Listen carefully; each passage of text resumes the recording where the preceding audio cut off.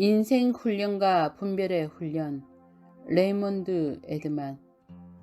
오직 주의 뜻이 무엇인가 이해하라. 에베소서 5장 17절 말씀입니다. 우리 중 누구도 인생의 위기를 만나지 않을 수 없다. 위기를 당하지 않을 것이라 생각지 말고 위기를 영적인 시야로 끌어올려 직면할 줄 알아야 한다.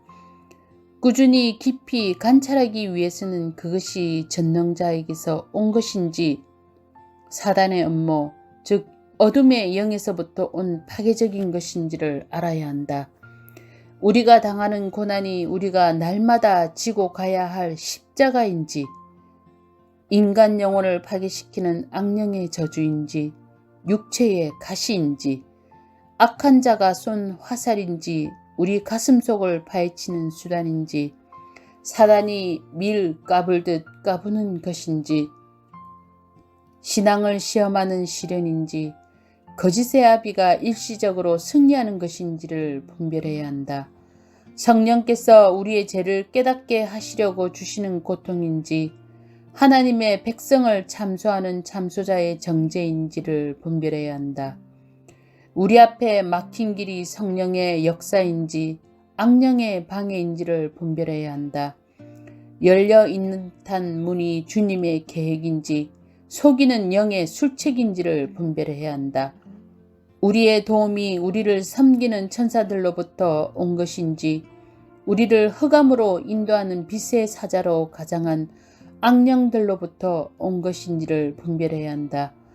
하나님의 뜻으로 보이는 것에 복종해야 할지 악령의 술책을 거절해야 할지를 분별해야 한다.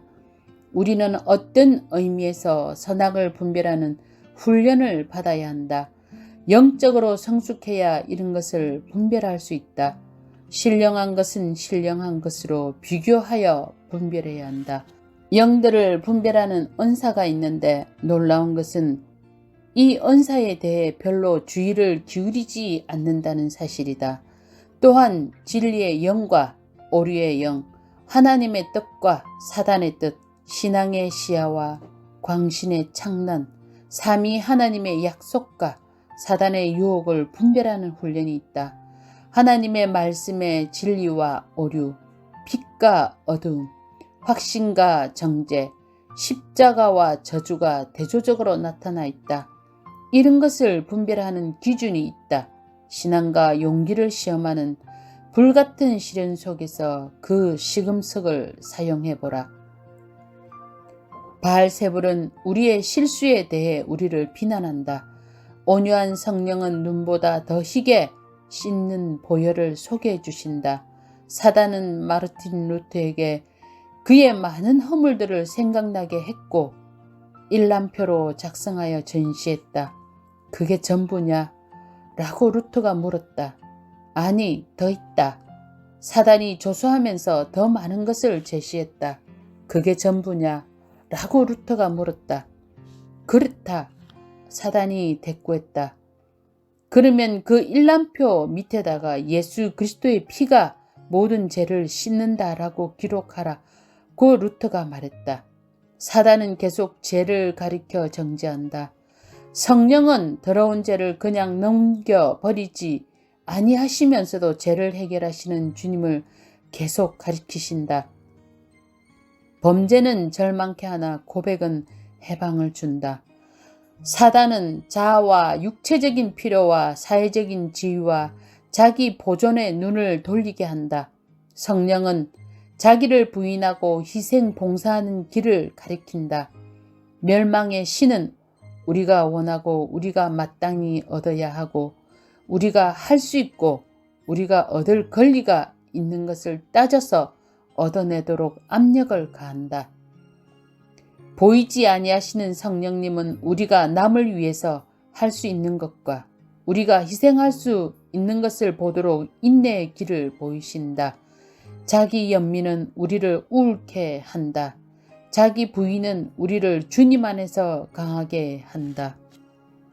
자기 보존은 사소한 이끈에도 가민하게 한다. 하나님의 뜻에 대한 완전한 굴복은 모든 환경에서 우리를 부드럽게 한다. 사단은 실수와 아픔이 많은 과거를 덜쳐낸다. 성령은 주님의 도우시는 현재의 손길을 높이 보이신다.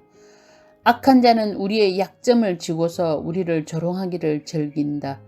주님은 그의 은혜의 풍성함을 기억나게 하신다. 정죄는 우리의 실패와 관련된 것이고 확신은 하나님의 신실하심과 관련된 것이다. 사단은 어떤 희생을 치르고라도 당장 유익한 것을 얻도록 유혹한다. 주님은 영원한 유익을 얻게 하시며 번연에 회석자의 집에서 고난과 인내를 기억나게 하신다. 거짓의 아비는 우리의 문제를 확대시켜 절망과 고통에 사로잡히게 하고 모든 은혜의 하나님의 약속들을 깨닫게 하사 바랄 수 없는 중에도 바라게 하신다.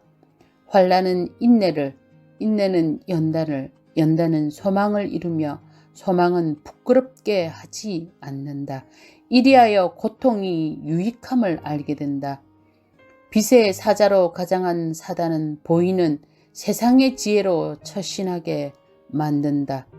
시편 1장 1절의 악인의 꾀가 바로 그것이다. 처음부터 마지막을 보시는 생명의 주님은 우리로 하여금 신앙으로 걷게 하사 하나님 아버지를 기쁘시게 하신다. 사단은 우리를 섬기는 수많은 천사들이 포위하고 있는 것을 보지 못하게 하고 악한 군대만을 보게 한다. 사단은 우리가 남에게 입을 피해만을 생각나게 하여 뒤에 있는 일을 잊어버리고 앞에 있는 일을 바라보며 전진하지 못하도록 한다. 아버지여 저들을 용서하소서. 하신 주님의 정신으로 봉사하지 못하도록 한다. 패배한 사단과 목과 가시만을 느끼게 한다. 승리하신 주님은 갈보리의 승리를 보게 하신다.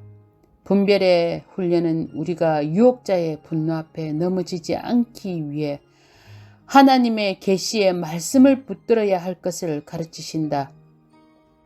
우리 구원의 대장 되신 주님께서 기록되었으되 란 명백한 말씀으로 사단을 물리치셨듯이 우리는 동일한 방법으로 사단의 강교와 이기주의와 궤변을 물리쳐야 한다.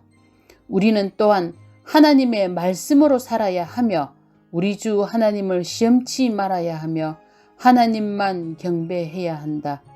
우리가 우리의 길을 주님께 맡기고 의지하면 그의 뜻을 이루신다는 것을 믿어야 한다. 그가 우리에게 그의 뜻을 아는 지식으로 채워주심을 믿어야 한다. 또한 그가 우리를 사단의 길로부터 보호하심을 믿어야 한다. 서방에서 여호와의 이름을 두려워하겠고 해돋는 편에서 그의 영광을 두려워할 것은 여호와께서 그 기운에 몰려 급히 흐르는 하수같이 오실 것이미로다. 이사야서 59장 19절 말씀입니다. 우리가 미련 없이 하나님께 굴복하고 사단을 대적하면 사단은 우리를 피해 도망갈 것이다. 야고보서 4장 7절 말씀입니다. 말씀과 성령과 믿음과 하나님 뜻에 대한 복종과 자아와 죄에 대한 유혹을 거절함으로써 우리는 하나님의 길과 사단의 길을 분별하게 된다. 아멘.